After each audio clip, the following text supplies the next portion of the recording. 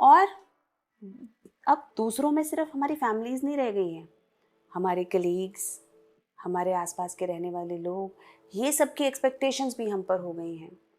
फिर एक लाइफ़स्टाइल जिसे कहते हैं ना कि अरे इनका लाइफ़स्टाइल बड़ा अच्छा है, इनका लाइफ़स्टाइल बड़ा लग्ज़ूरियस है, वो सारी चीज़ें। पहले एक घड़ी मुझे याद है कि बचपन में 10th क्लास के में जब अच्छे नंबर आने पे मुझे घड़ी खरीदी थी मैंने। कुछ पैसे मैंने अपने ट्यूशन से कमाए थे, कुछ मम्मी ने दिए थे, तो टाइटन की एक बड़ी छोटी-सी प्यारी-सी घड़ी आया करती थी। जब मैंने वो घड़ी खरीदी थी, मुझे ऐसा लगता था कि जैसे दुनिया खरीद ली, और उस घड़ी को कितना सहेज के रखा है कि आज भी वो घड़ी मेरे पास है और मैं उसे कभी-कभी पहनती हूँ। एक घड़ी। लेकिन अब मैं देखती हूँ कि आज चाहे 4 घड़ी भी मिल जाएँ, लेकिन वो ना खुशी रहती है, ना कई बार वो आपके अंदर वो फीलिंग आती है कि इसे सँभाल के रखना है। क्योंकि बहुत सारे एक्सपेक्टेशंस खुद से हैं कि आज आपको वो स्मार्ट वॉच मिल गई, तो स्मार्ट वॉच के अंदर भी ये फीचर नहीं है, अच्छा इसमें मुझे कॉलिंग का फीचर भी चाहिए। 100 चीज़ें आपके मन में आने लगती हैं। आप किसी व्यक्ति से मिलते हो तो आपको उस व्यक्ति के अंदर 100 चीज़ें चाहिए। आप चीज़ खरीदते हो, आपको आप जो भी खरीद लो, मोस्टली लोग अनसैटिस्फाइड मिलेंगे आपको। आप फ़ोन खरीद के देख लो, आप कितना महँगा, कितने एडवांस्ड फीचर का खरीद लो, अगले 6 महीने में आपका डिससैटिस्फाइड होना तय है, क्योंकि उससे बेहतर फीचर आ ही जाएगा। आप कपड़े खरीद लो, महँगे कपड़े भी अगर आपने कभी खरीद लिए ना, तब भी आपको रियलाइज़ होगा कि किसी दूसरे ने आपसे महँगे कपड़े पहन रखे हैं, आपसे भी बड़ा कोई और ब्रांड पहन रखा है। तो satisfaction, mental peace is missing. और जहाँ ये मेंटल पीस मिसिंग हुआ, जहाँ हमारे, क्योंकि अब जब मेंटल पीस हमें खुद को ही, हम खुद ही अपने आप से सैटिस्फाइड नहीं हैं, तो मोस्ट प्रोबेबली हम अपने आसपास वालों से भी सैटिस्फाइड नहीं हैं, अपने परिवार से भी सैटिस्फाइड नहीं हैं। चाहे वो आपका स्पाउस हो गया, चाहे आपके मदर फादर इन लॉज, बेटा बेटी, फ्रेंड्स, सबसे हमें बहुत एक्सपेक्टेशंस, और उन्हें भी हमसे बहुत एक्सपेक्टेशंस हैं। तो यानी कि सब अनसैटिस्फाइड सी लाइफ जी रहे हैं। सबको लग रहा है कि पता नहीं दूसरा हमारे बारे में क्या सोच रहा है, हमसे क्या एक्सपेक्टेशंस लगाए बैठा है। सब एक दूसरे के बारे में ऐसे ही सोच रहे हैं और सब परेशान घूम रहे हैं।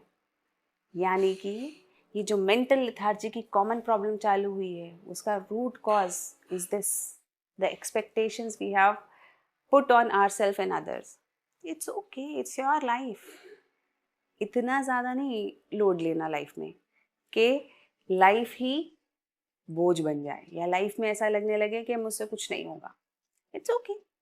और सबसे अच्छा काम क्या करना है ना, जो करने का मन है वो तुरंत उठ के कर लो। अब ये लगेगा तुरंत उठ के जब मन ही नहीं कर रहा तो कैसे करें। मैंने अपनी लाइफ में ये रूल बनाया था और इससे मुझे बहुत फ़ायदा हुआ, मेरे स्टूडेंट्स जिनको मैंने ये बताया उनको बहुत फ़ायदा हुआ। सपोजिटली आप एक्सरसाइज करना चाहते हो, तो कोई टारगेट मत बांधो कि मुझे 1 घंटा एक्सरसाइज करनी है या आधा घंटा एक्सरसाइज करनी है। कोई टारगेट नहीं है आपके पास। आपको बस उठ के एक बार एक्सरसाइज करना शुरू करना है।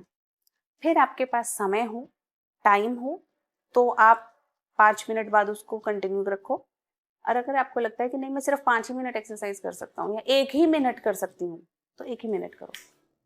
पर लेकिन डेली अगर आपने सोचा है तो वो ज़रूर करो। उसके अंदर ये मत करो कि अरे अब नहीं, वो उतना तो आपको देखो एफर्ट डालना पड़ेगा, लेकिन तुरंत उठो एक बार 5 मिनट की एक्सरसाइज कर लो। बुक नहीं पढ़ी जा रही है आपसे, कोई बात नहीं, 5 मिनट की बुक पढ़ लो, ज़्यादा देर नहीं, 5 मिनट। और बहुत बार आप देखेंगे कि जैसे ही हम कोई एक्टिविटी शुरू करते हैं, वैसे ही हमारा और मन करने लगता है उसको करने का। जैसे एक्सरसाइज करना शुरू कर दोगे ना, तो 2-4 दिन बाद ऐसा लगेगा कि चल 5 मिनट और कर लेती हूँ। उसी तरह बुक पढ़ने लगोगे तो लगेगा 2 पन्ने और पढ़ लेती हूँ। उसे आपको जो भी काम करना हो, डू इट। धीरे धीरे करके जैसे जैसे आप उस काम को करते जाओगे, आपको रियलाइज़ होगा कि आपके मेंटल ब्लॉक्स भी धीरे धीरे ख़त्म हो रहे हैं, क्योंकि आप अपने आप की पहले तो आपने एक्सपेक्टेशंस कम कर ली। अब आपने ये तो कहा नहीं कि मेरे को तो डेली 1 घंटा एक्सरसाइज करनी है, क्योंकि 1 घंटा नहीं कर पाओगे, आपको भी पता है मन में। लेकिन आपने 5 मिनट करी, आप उसी में खुश हो। आपने चाहा था कि आप बुक पढ़ लो, 2 ही मिनट पढ़ो। आपको लगता था कि मुझे मम्मी को कॉल करना चाहिए, 1 ही मिनट करो, लेकिन कर लो।